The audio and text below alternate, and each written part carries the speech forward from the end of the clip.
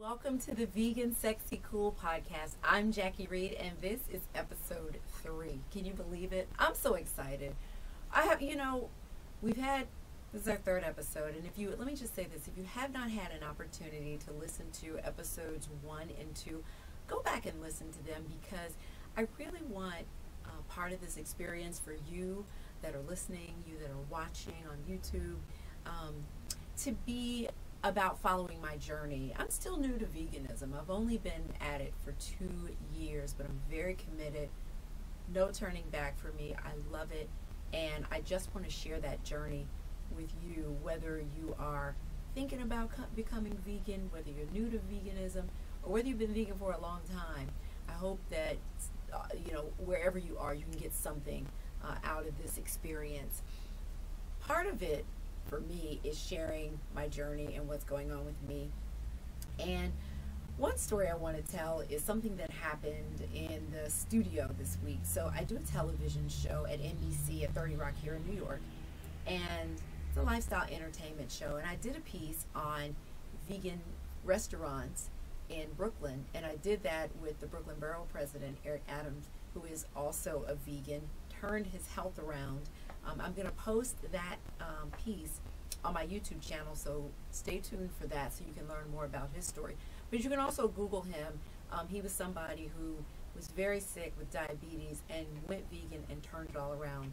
Anyway, he took me around Brooklyn to some of his favorite vegan restaurants, and one of them was the Greedy Vegan, and that's Greedi Vegan, owned by his sister in Bed-Stuy, Brooklyn. This food is incredible. I went there for brunch a couple of weeks ago, but I also went there for this piece. The food is delicious. And at the end of the piece in the studio, the owner, Letitia, was there and had some food for us on the set. And one of the things she had was fried mushrooms. And the way that she cooks these mushrooms, I don't know, the flavoring, like the seasoning, is kind of like when someone makes like a chicken fried steak kind of thing. It's just, it is seasoned to perfection. So she had these oyster mushrooms that were fried and some other things, some mac and cheese, some tacos. She brought a lot of food. And one of my coworkers, who is not vegan, tasted the oyster mushrooms and was like, this is delicious. You know what, I can make something like this, because there was no dairy in it, right? No meat, it's just mushrooms and seasoning. And she was saying it as if to say, you know what, I could have cooked this. This isn't vegan. There's nothing special about this. It's delicious. But I think a lot of people think, and I have conversations like that all the time, a lot of people don't realize that a lot of the foods that you're already eating are probably vegan. What's vegan, right? It's vegetables, it's fruits, it's grains, it's beans, it's nuts, right? It's not just these fake meats, the Impossible Burger, the Beyond Burger, Beyond Sausage. It's not only those things. It's not, let me have a vegan hot dog, let me have a vegan version of a pizza, let me have a vegan version of spaghetti. No, a lot of times it's, cabbage seasoned in a certain way. It's a grain bowl, right, with vegetables and grains and some type of a delicious sauce. It's a hearty salad with maybe a butternut squash and mushrooms and cranberries and other ingredients. So it's a lot of things that we already eat. And I just really I was thinking about that. And I was like, I'm going to share this on the podcast because I want people to realize moving into veganism is not that difficult. It really isn't, because you're already eating the foods.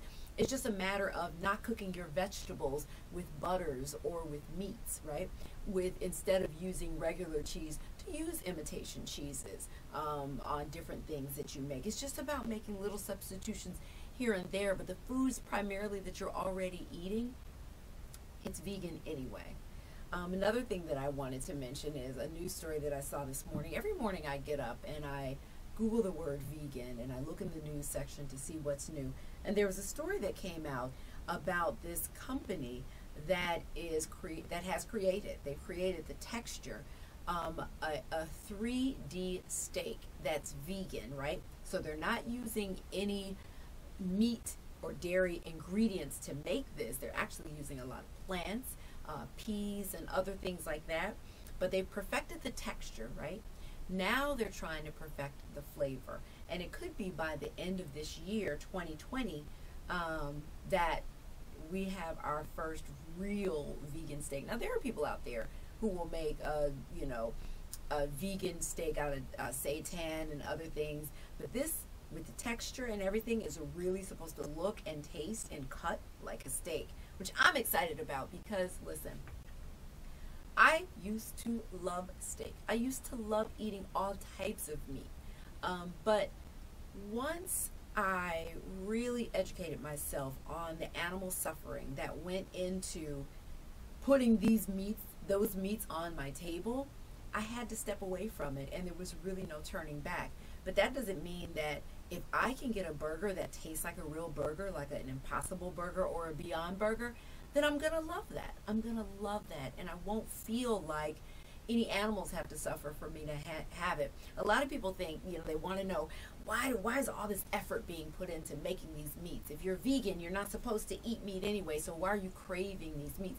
It's not necessarily that we crave it, but we love good food. And there are meats out there, or what I would say is imitation meats, that are really good, that remind you of the real thing. And if no animals have to die for me to have a steak, serve up that steak. I'm so happy about that. So I do have a great guest coming into the studio with me today. He is Kevin Powell. He is a great friend of mine. We've been friends for a long time. And he is the first person, I'm trying to remember, I think he's the first person that I knew that is a vegan. When we first met, he took me to a vegan restaurant years ago in Brooklyn, and that was the first time I had an actual vegan meal at a vegan restaurant. But he's a longtime vegan. He does so many other things, and so I wanted to have him here on the podcast so you can get to know him and hear his story about his vegan journey. So we'll have that right after this. I have to read this introduction the proper way, even though we go way back. It's so good to see this guy, but I want you to know who he is. So, longtime friend of mine, right? He's the first person, as I was saying earlier in the show, that I ever even discussed veganism with. I didn't realize that. I know, right? I kind of remember you explained it to me years ago, but You got a vegan podcast now. I know, it's so cool. So, let me tell you, this is Kevin Powell, a dear, dear friend of mine. It's my honor. He is a civil and human rights activist, a public speaker, a poet, a journalist, a filmmaker, a runner. He completed the New York City Marathon. Twice. Twice? You ran it too. No, I trained twice, and first time it was the Hurricane Sandy, and then my lung collapsed. That's right. So I never got to do it. He's into yoga. We've done Bikram yoga together. Wow. And he is the author of 14 books, and the 15th book is coming out about Tupac.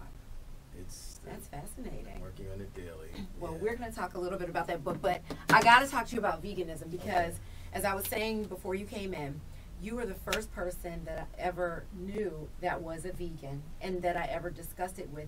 And I don't know if you remember this, but years ago, you took me to this, I think it was on Montague Street, this Asian vegan restaurant, right? Walk up the stairs. Yep. And I had never, Brooklyn. yes. And I had never eaten vegan food before then. Wow. You were the one that introduced me to it. That's deep. Right? How long have you been vegan? 15 years, since the 2000s. Yeah. And it's interesting because when I moved to New York in the early 90s, I lived with a girlfriend at the time, and she was vegetarian, and I thought she was out of her mind. I said, "You don't eat meat?" And let me take it back. So when I went to college, shout out to Rutgers University. You're always repping Rutgers. And our Rutgers basketball teams are great this year, which is good. I was a Muslim in college. I grew up Christian. I'm a Christian again now. But Muslim students like, don't eat pork. I was like, man, you crazy. My mom was from South Carolina. Coming from the South. I know all too well. Chitlins and the like. I ate every part. We ate every part of the everything. Pig's feet, pig ears. And so my taste buds are still very much macaroni and cheese and sweet potatoes, collard greens, all of that, green beans, sweet tea. Yep. I love me some cornbread. Me too. Oh my God. Yeah. And so that was the first step, not eating pork. And my mother thought I was crazy, because Mama was like, you don't want to eat. You was raised on this. Right. And then when I got to New York, being in trendy city in the 90s, especially Brooklyn, I noticed people were like, well, I just eat chicken and fish. So I was like, okay, I just eat chicken and fish. And so for years, there was no pork. It was chicken and fish, but I did dabble in lamb because I loved lamb, and I loved turkey meats, turkey sausages, things like that. Yeah. By the end of the 90s, because I mean, I started, hearing people talking about veganism for the first time, and I just thought it was the most bizarre thing. I didn't think I would become a vegetarian, a vegan. I actually didn't even, so I stopped with chicken and fish for years, and then it was just fish. And then I actually was never a vegetarian. I leaped right over to veganism. I just got rid of all the meat, all the fish, all the dairy, just in one swipe. And it was hard, because when I first started, the food was disgusting, I thought. It was nasty. I know. Especially if you are let me just say, a black person whose mama and family is from the South, and you grew up on soul food, you like your food seasoned a certain kind of way. Yeah. You know what I mean? And it was just not happening. But I stuck with it because I heard you say something that it was important to me too, because my activism, started including environmental issues and animal rights and things like that. And when I started watching things like Super Size Me, because in fact, let me go back to the late 90s. I was living with another girlfriend, because I was shacking up a lot back then. She was from the Bay Area, and she's actually a journalist as well, brilliant sister. And she, I said to her one day, let's go to White Castle. She turned her nose up at me like, I have never been to a fast food restaurant in my life. And I was like, word? What's wrong with you? So even though I was like a chicken and fish person, I was like, but I want my fish sandwich from McDonald's. My fish sandwich from White Castle. She said her family was from the East Coast, from Jersey. Her mother had moved out to the Bay Area when she was a kid, so she grew up in this culture where they were very, very conscious of what they ate. And so I was like, I had never met a black person who had never been to a fast food restaurant. Like, that blew my mind, and it stuck with me, and and so slowly, and honestly, and I'm gonna be really honest about Jackie. I don't know if you even knew all this stuff, but and I talk about it in my autobiography, The Education of Kevin Powell. I was drinking because in the industry, journalism, media, or entertainment industry, I also worked in. Vibe magazine was famously, there's a lot of after work stuff, a lot of parties, people go out for drinks. It goes hand in hand. And it started building up. And my doctor, I started going to a holistic doctor in the late 90s. He said, you're going to either, what ends up happening with a lot of people, what they drink and eat now, they're going to pay for it on the back end. And that had an effect on me. So that's when I started, late 90s, early 2000s. I stopped drinking in 2001. I've only had 2 drinks in 2001, and one of those when I crossed into my fraternity. You were there that night. I was there. And they gave me a shot, and I was like, why did I just do that? But I stopped drinking, and I just feel different. And what ended up happening, I started. I do a lot of speeches around the country. I'm here, in Jersey, my hometown. I'm going to be doing some Dr. King events this weekend, some speeches. But I actually started finding myself looking for organic places that have vegan sandwiches, vegan food. One of my favorite stories is I was in Kansas, in the middle of Kansas. It was a diner open, and I just said, I'm vegan. So they gave me 2 slices of wheat bread with some lettuce and mustard, and that was my dinner that night. Wow. So I've had some wild. That's commitment. Yeah, and most people, when you tell them you're vegan, they give you salad. Yeah. Everywhere you go, they give you a salad. I'm like, I'm really hungry. I need more than a salad. So it's been a challenge, but I feel better. I feel lighter. I feel healthier. I've watched my peers, or our peers, age because of the stuff they put in their bodies. And what I consciously do, Jack, I do not go on other people's Facebook or Instagram pages talking about veganism. It's all on my page. And I found a lot of people ask, like, well, what does that mean? Yeah. Because I don't think you should bully people about it. I don't think you should diss people about it. And I always tell people, I grew up in all this food, so, and my mom, everybody still eats the food. Yeah.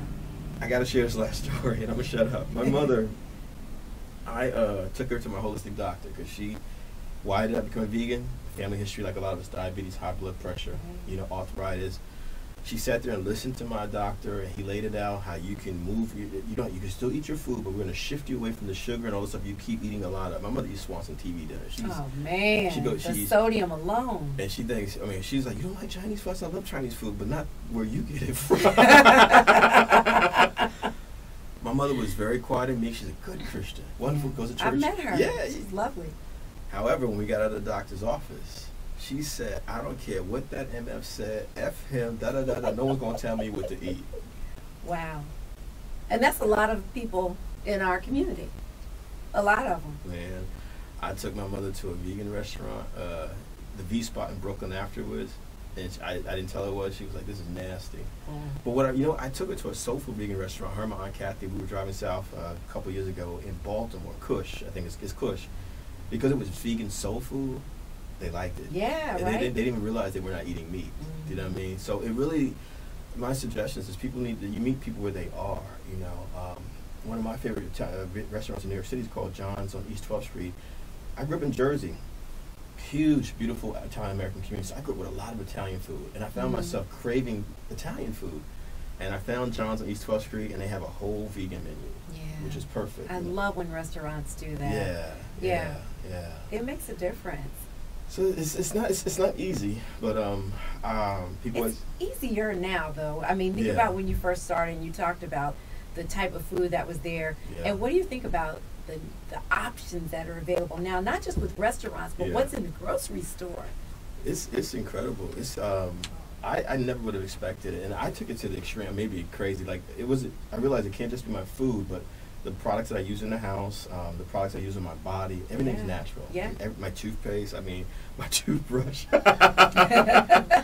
I mean, if I could find... I love that. Yeah. So you're like a full vegan. Except for my clothes. That's the only thing, because people are like, your clothes ain't vegan. I'm like, well, come on, I know. And I'm working on it, but if I could find someone that makes vegan suits that look like Hugo Boss, I'm there. Oh, I might have a designer for Are you serious? Yeah. Oh, wow. I need Hugo Boss, European Cut, Calvin Klein, just dope suits. Let me tell you, the tuxedo that Joaquin Phoenix wore is Stella McCartney, Golden Globes. That's right. He's going to wear that same suit throughout the entire award season. I love it. Just to promote, sustainability. So that is awesome. And it's like an imitation wool that Stella McCartney made. Paul McCartney's daughter. Yeah. That's what's up. And I love her work. I didn't realize that. I heard people talking about his statement. I didn't realize that's what it was. Yeah. Wow.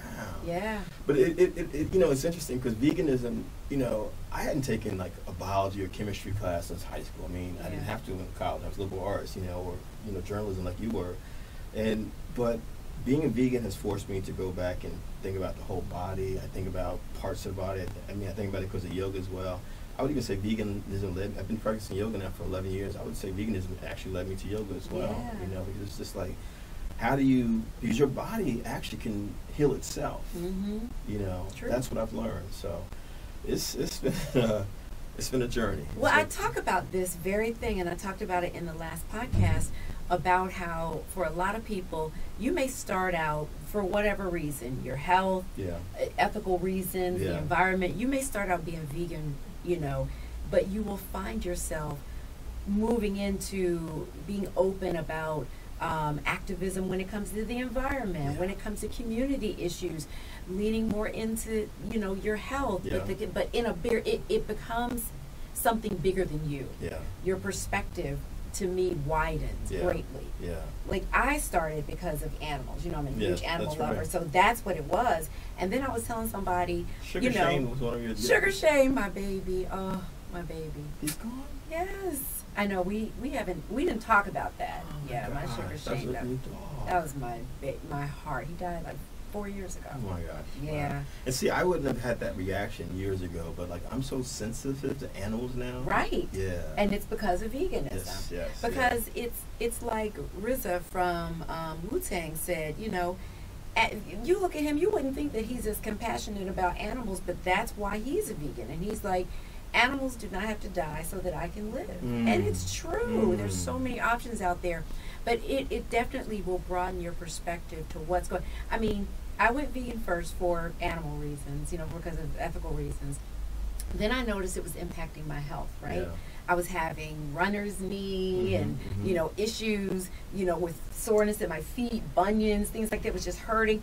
I really had settled into, what? My knees are just going to bother me. I was taking, anti-inflammatory medication on a regular basis. I didn't want to overdo that. Hurting going up and down the stairs, and I was in there and nothing was working. And I said, you know what? This is going to be my life. Knees hurting, getting in and out of the car. When I wear heels, it hurts when I walk. I got to pretend like it don't hurt and all that craziness.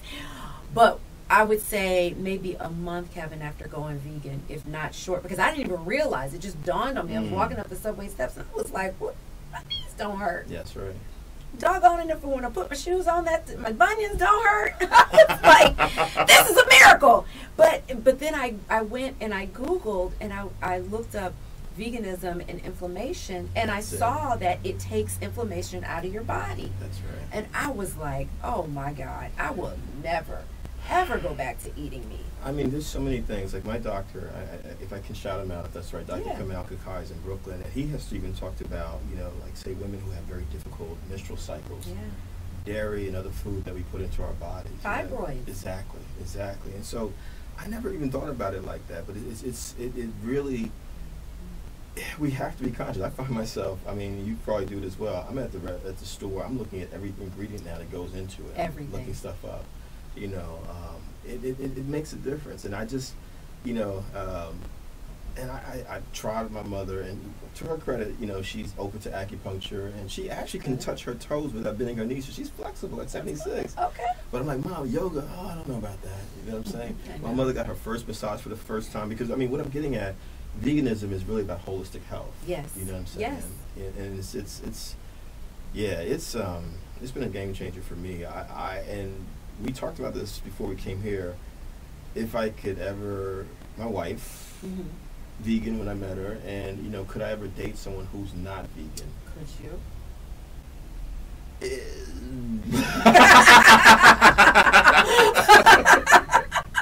Like Maya, Maya said she could not date anyone, the singer and dancer and actress Maya famously said famously said she could not date anyone who's vegan because when she kisses them it tastes like death. Ooh. Is that what she said? She did. Oh my God. She was quoted as saying it, so I didn't hear it come out of her mouth. But she said she couldn't kiss anyone who was not vegan. She said because it tastes like death. I mean, it's a lot. I mean, listen, my boyfriend, who I adore, is not vegan. He says that he's what does he say? He's dietary non-binary. He's trying to be funny. I like that. Yeah, that's what he says that. when we go out to restaurants and stuff. He doesn't like labels.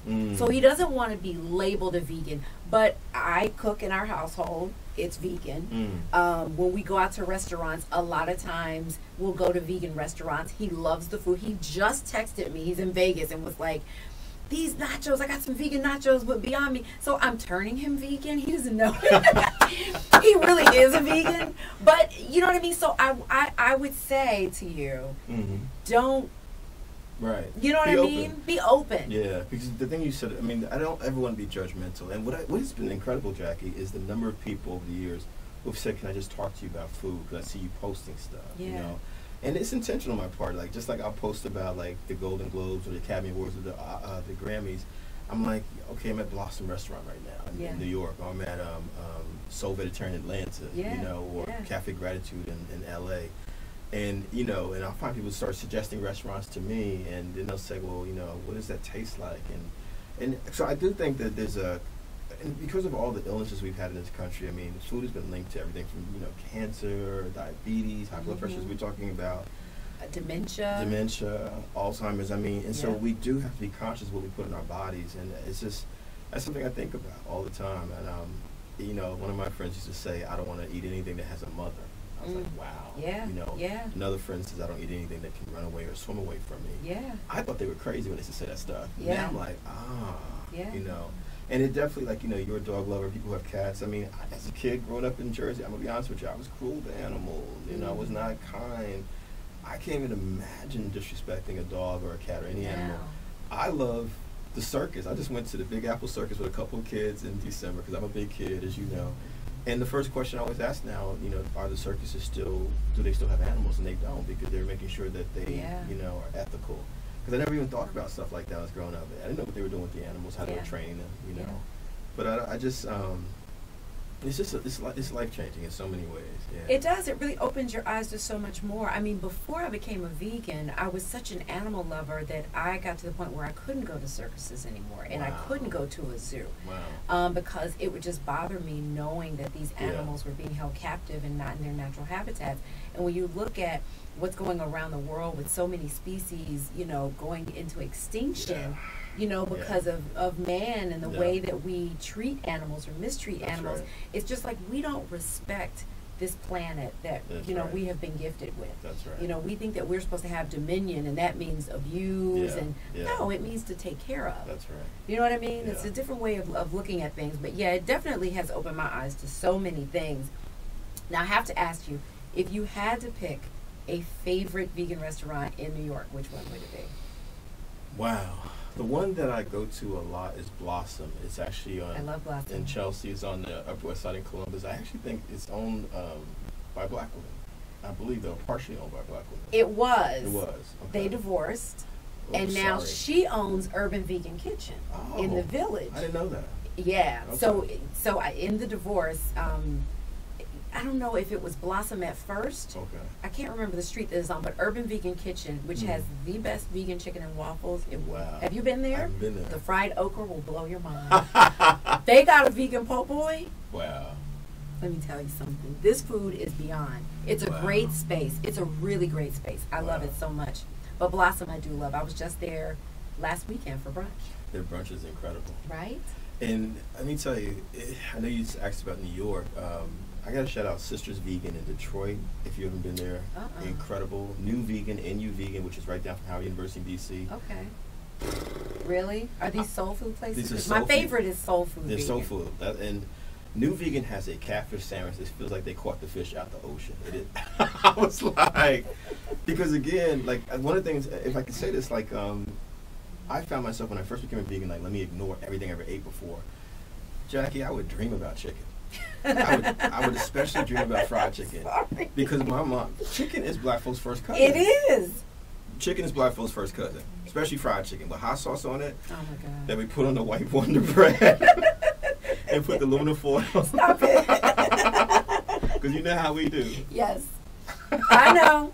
Don't take me back. So I have cravings Yeah. for chicken, and Yeah. so I go to places. So I have to go to soul food vegan places. You know what I Yeah. mean? What's my sister, solely vegan in Oakland? A black woman friend of mine. I need to get a list from you. I have a list. I have a list, and it's not just soul food vegan places, but places. The great vegan. Yeah, that I think are really incredible, and you know, I got to shout out my man Rylan, who is the owner of Cafe Gratitude. He and his family, they have a farm in California, and yeah, I mean they are incredible in terms of promoting healthy eating and healthy living, and then Rylan's actually doing a lot of climate work as well. So it's all connected. Like, I mean, you laid it out so brilliantly. You know, it's all connected. And how do you treat the earth while you're here? You know. Yeah. I mean, littering. It all matters, right? Everything just like me, I'm not using plastics anymore. Wow. You know what I mean? I switched the straws. Who are you? Right? Hello, I'm a vegan. It's just like everything just shifted for me. That's incredible. Everything. I mean, I'll say this. I love New York City to death, but we are dirty. We're filthy. I mean, we use just the way we discard stuff. You go to Toronto, Canada, clean. When I was in Tokyo, Japan, it blew my mind. I'm on a subway platform. Someone saw a little piece of paper. It wasn't their paper. Part of the culture is just pick it up. Right. Well, it may not be your trash, but it's your planet. Wow. Right? Wow. We can end it right there. I know. All right, y'all.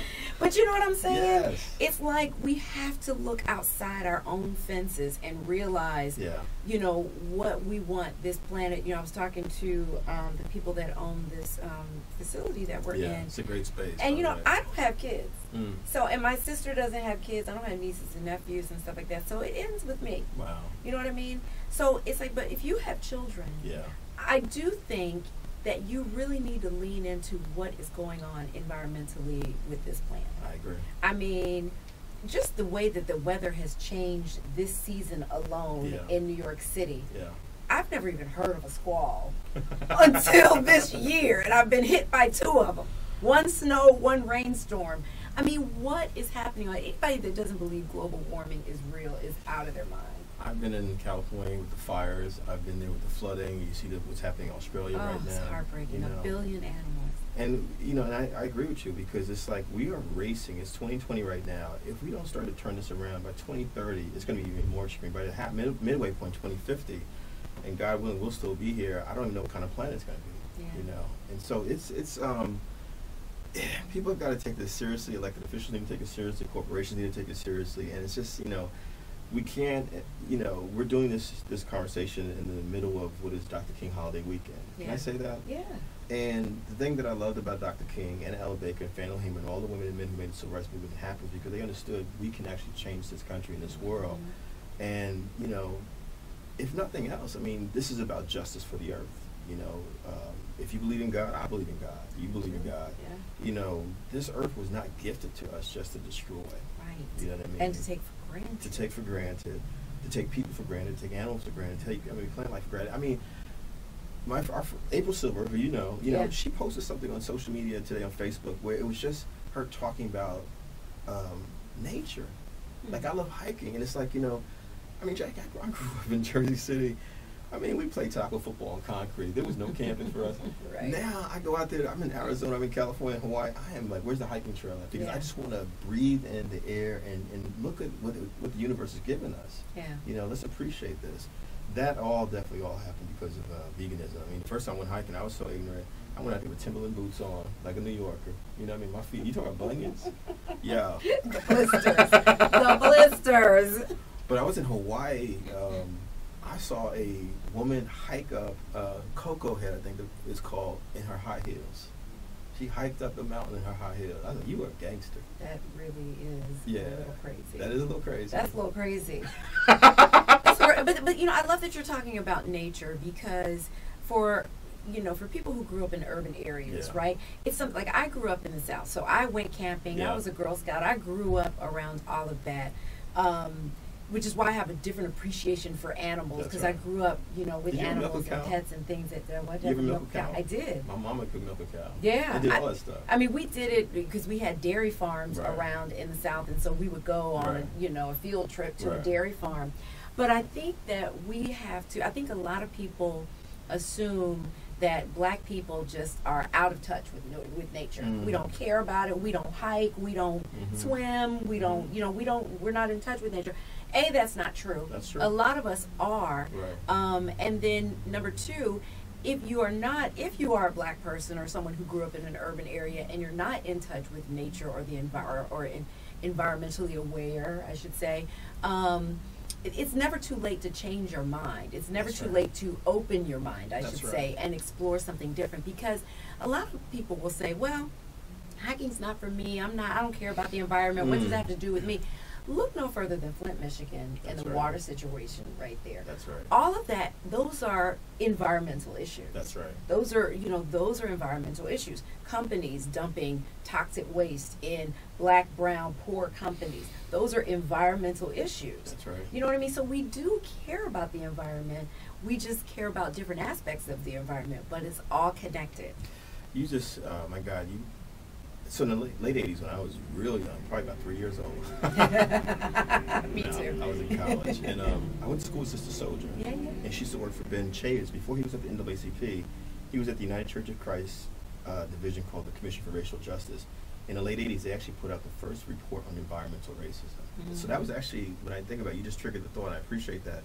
The first time I ever thought about environmental issues, because they talked about how in certain communities the kids had asthma, for example. Yeah. What was going on in those communities. And so, we don't think about those things. But back to my Dr. Kakai, where I ended up at his office 20 years ago, I had there was a black family who were my Allstate agents, my life insurance agents, and they said, this is Doctor, he helped our son get rid of asthma. I was like, you lying. I was like, you can't get rid of asthma. You can't get rid of asthma. Everybody I know, people got pumps. I have friends who almost killed over it. It's serious like that.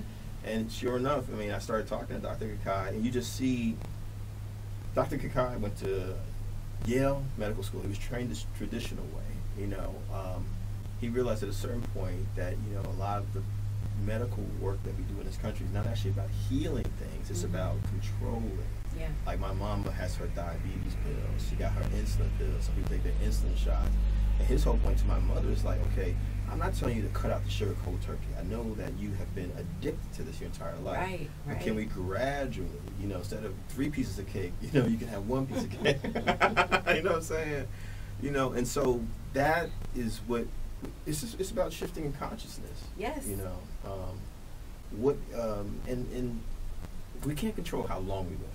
you know, but how well you live is what the issue is. Yes. You know, what you said about your knees, I mean, my knees, my back, I've had all kinds of health issues through the years, but every time, I mean, unless it's really, I very rarely get sick, even in the wintertime.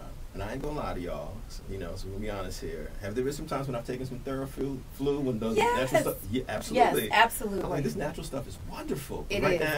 now, I gotta knock it out. yeah, I gotta go. Yeah. Because the natural stuff takes its time. Yeah, it runs its course. yeah. I don't have time for that all the No. time. I gotta take a swig of NyQuil, keep it in my bag, take it to work. I'm like drowsy at work, but I'm like, I gotta knock this out. You're like the old man with the liquor bottle, little NyQuil. I thought you was a vegan, Kevin. I am, but I know, but listen, as long as they don't test it on animals, I will use an over-the-counter medication. I know that's right. I mean, and so we're not extremists about it, you know? No. Yeah. No, I'm definitely not. You know, you mentioned your mom. I have been trying. You know, our parents get older. We see them get older. And now, you know, at some point, we learn about things that can help them live better lives, right? We learn about just ways that they, you know, from technology to medicine to lifestyle, different things. And for my mom, I have been trying to get her, and every time I'm around her, she eats vegan. Really? Oh, I make her. That's good. She don't have a choice. I cook, but I cook. I make, and she loves the food, but she won't do it on her own. Yeah. She can't wrap her head around it, because I made her this vegan spaghetti with vegan sausage, right? And it really was good. My mother loved it. And so she is part of this retired teachers organization, and she makes a big thing of spaghetti every time she goes. And she was like, there's this one woman who never eats whenever we bring food. And she said, she went up to the lady and said, are you vegan? My daughter's vegan. And the woman said, yes. So my mom said, I'm going to make her vegan spaghetti. I love that. And I said, well, Mom, why don't you just make vegan spaghetti for everybody? They won't know the difference. No, I can't do that. She was like, I can't do that. I have to make, she's like, I have to make regular spaghetti for everybody else, and I'll just make a little portion of vegan spaghetti for her.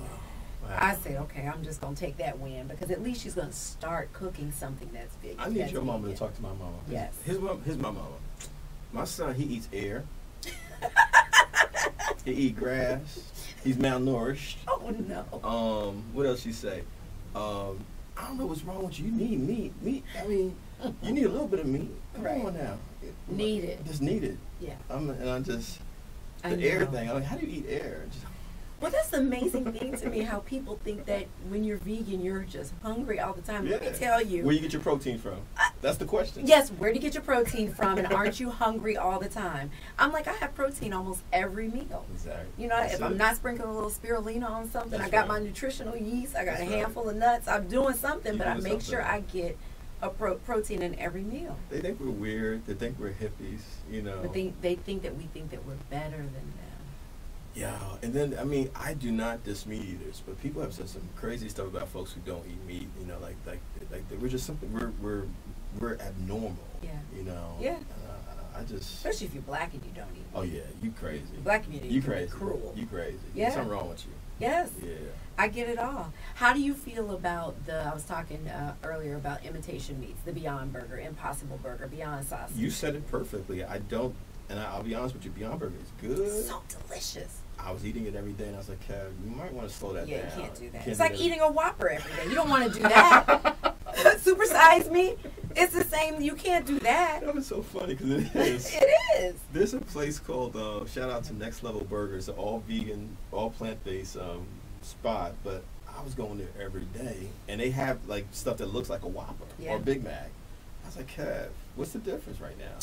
It's a little healthier than a Whopper or a Big Mac, but still. Yeah. So no, I had a salad before I came here. I made my own salad. I had a sweet potato. I love sweet potatoes. That's that dirty South. The South. I think my mother ate a lot of sweet potatoes when she was pregnant with me. She just said, you love sweet potatoes since she was a baby. Wow. Yeah. And people, you know, I know a lot of black folks have stereotypes about watermelon. Watermelon is probably one of the healthiest fruits that you can eat. Full of water. Yeah. Yeah, it's a great way to hydrate. Yeah.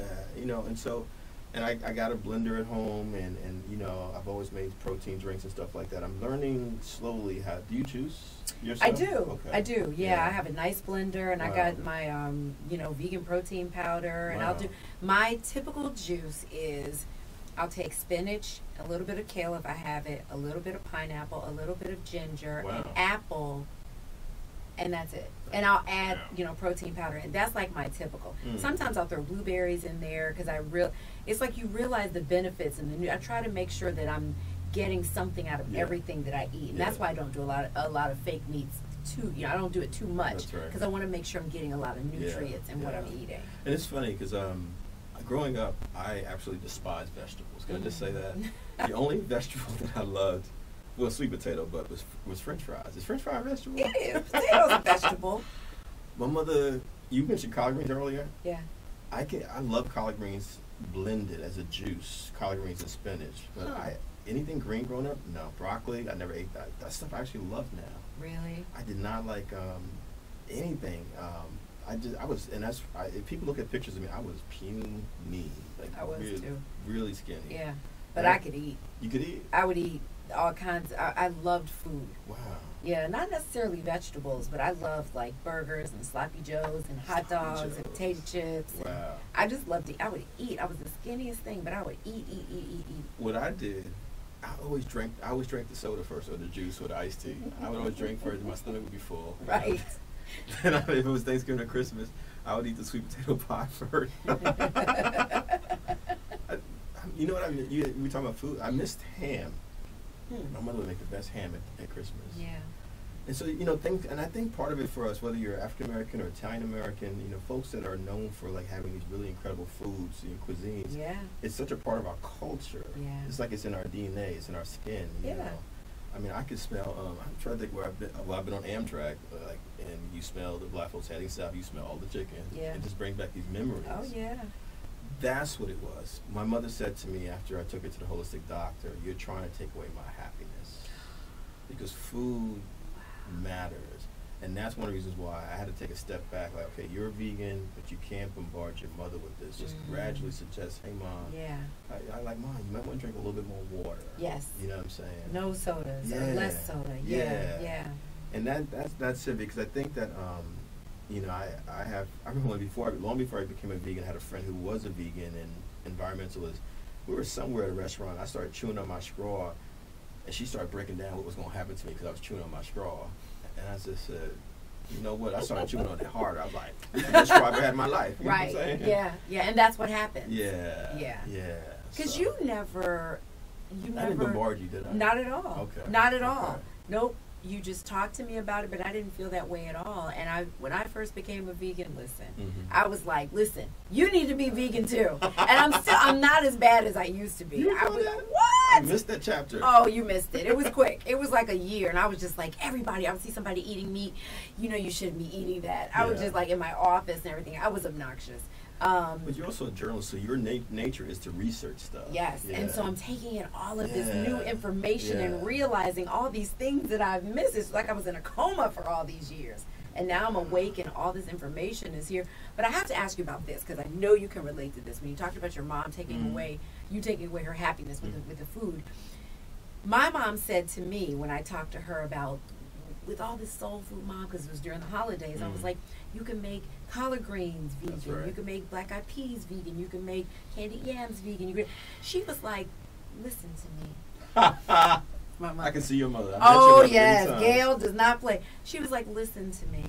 Black people during slavery took scraps and turned it into a delicacy. We made it a cuisine. And I said, Mama, I get that. But we're not slaves anymore. Right. We don't have to still eat badly. I said,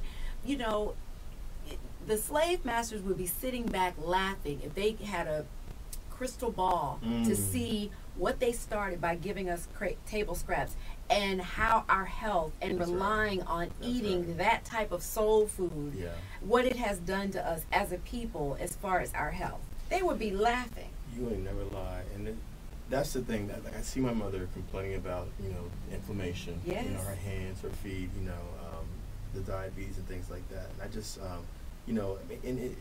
my family reunion is this year. We have it every 2 years, like a lot of black folks do. And you sit there and you hear your relatives comparing their blood sugar levels and all that kind of stuff. I had an assistant a couple of years ago. She was all 22 right out of college. She kept saying, my sugar level I'm like, your sugar level, you're 22. But it's so, it got passed down to her. Yeah. You know what I mean? And so, back to my doctor, Kakai, my holistic doctor, he said, we should not assume we're just going to get diabetes. He said, people feed the disease. Yes. They feed the disease. I'm going to keep it real with you. Growing up in Jersey, I mean, I played sports, so I played baseball and I ran track all 4 years in high school. And, you know, you probably remember this from high school. A lot of people still do it. You got to sell candy or something. Yeah. We had to sell 100 boxes of M&M peanuts. I ate all 100 boxes. No. And my teeth fell out in the back. And I saw spots before my eyes because I was like, I was accelerating. I want to get the diabetes at 14. Let's do it now. Right. My mother was like, you ate all 100 boxes? I'm like, because it was good. Because it's just, and we all talk about how we have a sweet tooth. I mean, do I like dessert? Yeah, but I can't eat this every single day. Yeah. You know what I'm saying? It's dangerous, but it's like, you know, there was something about your mother you were saying that made me think about my mother, the happiness piece. The slavery, the whole connected food. I will say this because people ask me, do you ever break your diet? Because I know my mother, like, you know, black people, Memorial Day weekend means something to us. 4th of July weekend means something, even if it don't mean what it means for everybody else. Right. You know what it means for us, gathering together, Thanksgiving and Christmas. So it's important to my mother that I sit down and have a meal with her. And, you know, there were times when I went over there I wouldn't eat, and I would see how disappointed she was.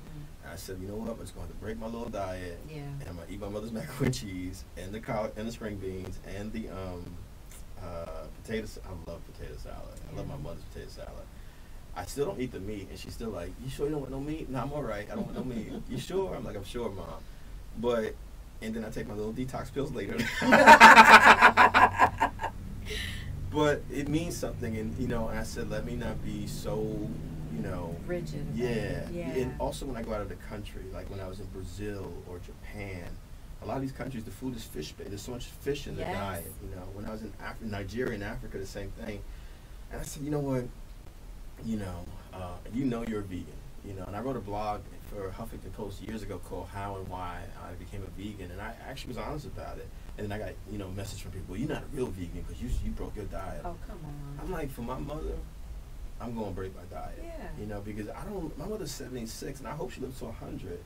But you can't take for granted you're going to have your mom around forever. And if that means something to her, just for me to sit there like I did when I was a little boy, me and her eating together, that's what I'm going to do. Especially because most Christmases, I'm not even there. I go out of the country or something. Yeah. So Thanksgiving is it. And it means something to her.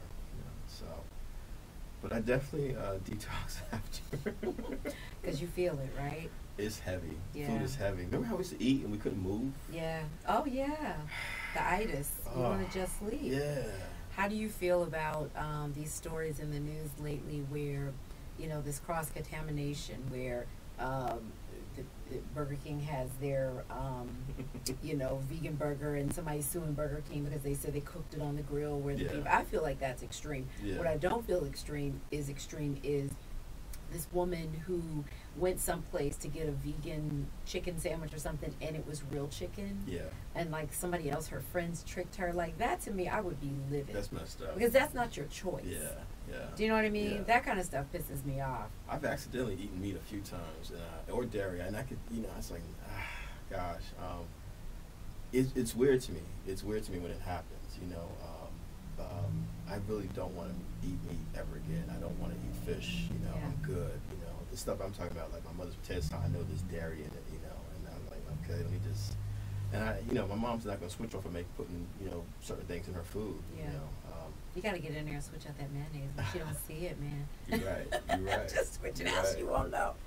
You know, I'm going to work on it. I mean, she said she's open to yoga. My doctor also gave her a massage, and she was like, wow. My mother had never gotten a massage. My Aunt Kathy, her sister, was like, no, I don't want nobody touching me. I'm all right. I'm good. You know what I'm saying?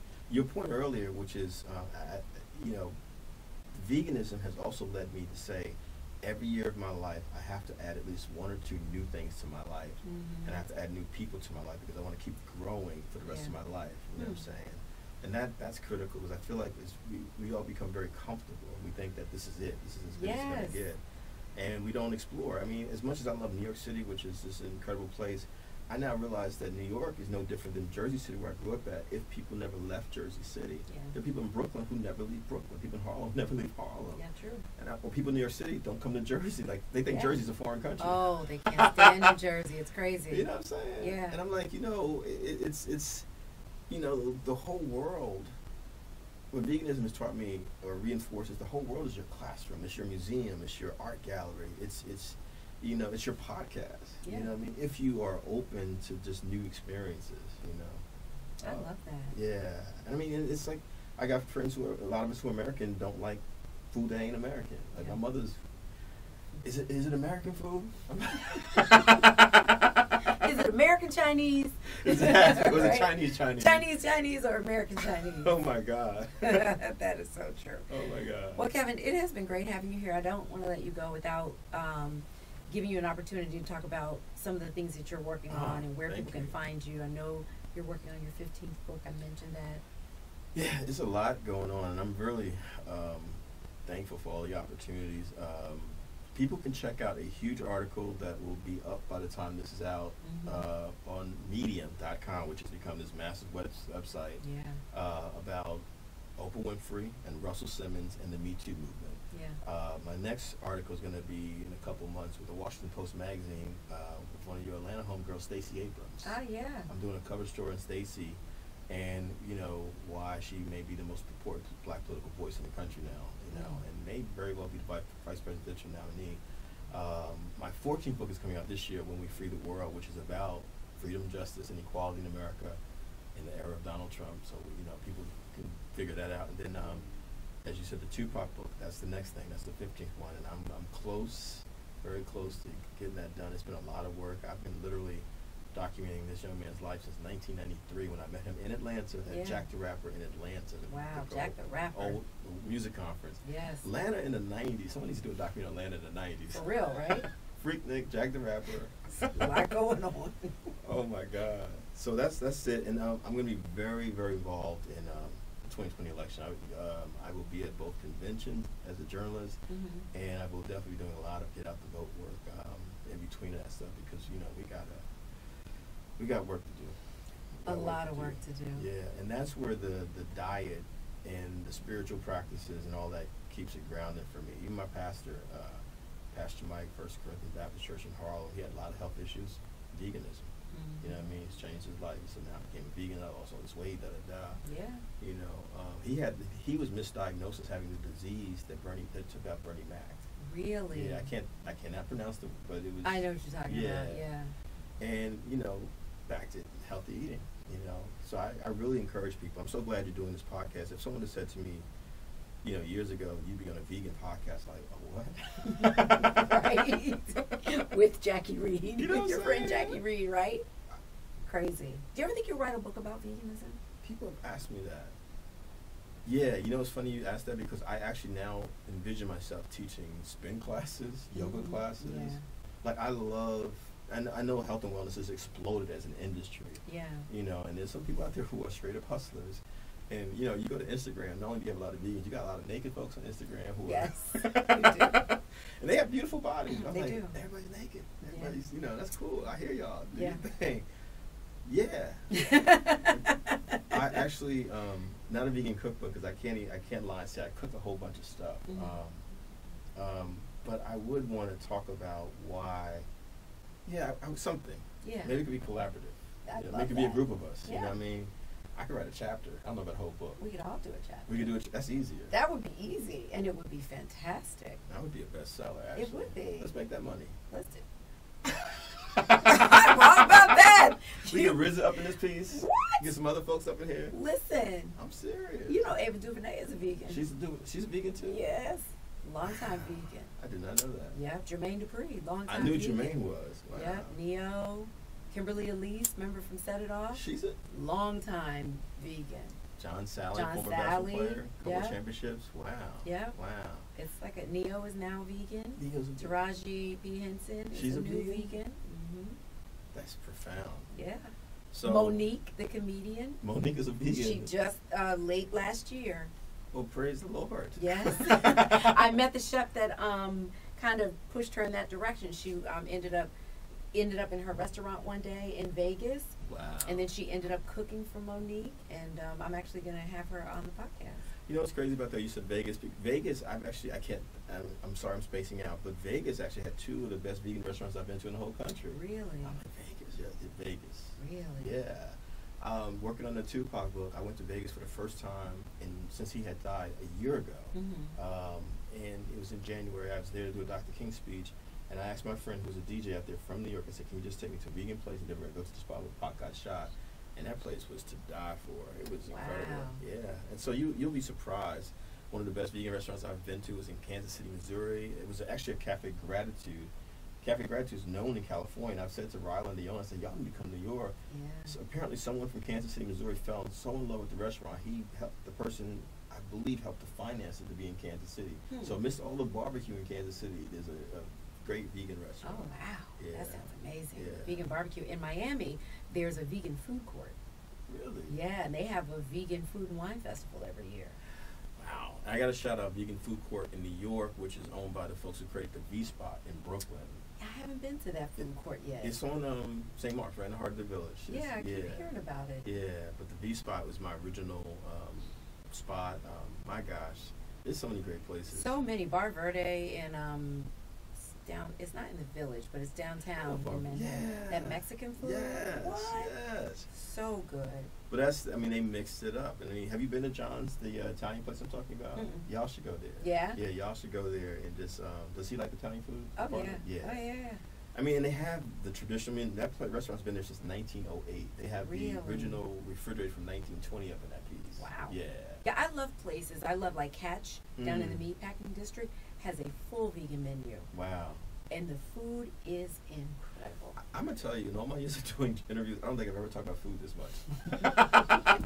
I wish I had some food for you. I'm But serious. you got to come back. But thank you, Kevin Powell. I'm heading to Newark, New Jersey, where I'm speaking during Dr. King program, like I said, and I'm going to a vegan place called Blueberry Cafe.